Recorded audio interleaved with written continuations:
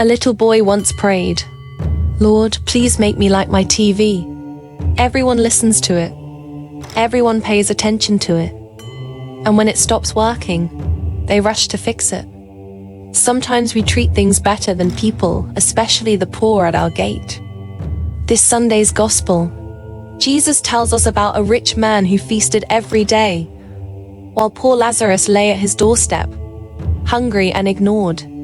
Notice, Lazarus is the only person Jesus names in all his parables. His name means God helps. The rich man is nameless because his wealth became his only identity. Let me share a wisdom story. During the war, a woman went to live with her husband in the Mojave Desert. She hated it, the heat, the sand, the wind. She wrote her father in despair, saying she couldn't stand it anymore. He replied with one line. Two men looked out from prison bars. One saw the mud, the other saw stars.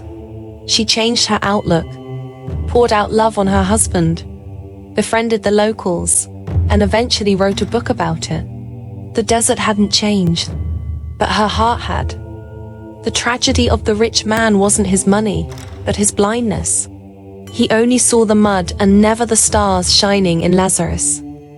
Let us reflect on worldly or heavenly. Do you feel that the ability to hear God's voice is for other people and not for you? Is it only for people who lived in biblical times? Not at all. The God who loved you enough to die for you loves you enough to talk to you. And wherever you are in your spiritual walk, God will find a way to speak to you in a way you will understand. Become acquainted with the voice that has spoken from a fire and a cloud, with visible signs and an invisible spirit, through a burning bush and burning hearts.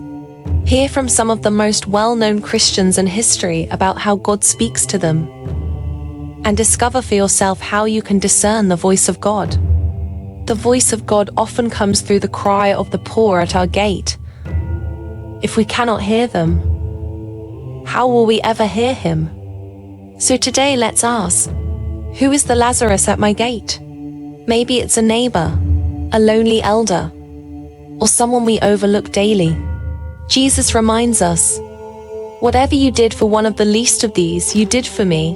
Matthew 25-40.